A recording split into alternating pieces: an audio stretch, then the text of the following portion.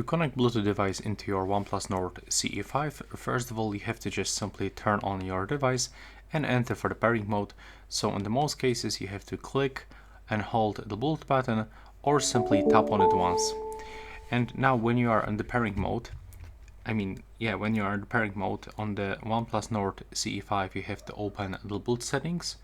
Just turn them on by using this switcher, and now on available devices list you just have to wait for the device that will appear. So in my case I have to just click and hold this Bluetooth button like so. I have to hold it until it starts blinking. There we go. And now if I'm gonna refresh the list, I will be able to find my speaker over here.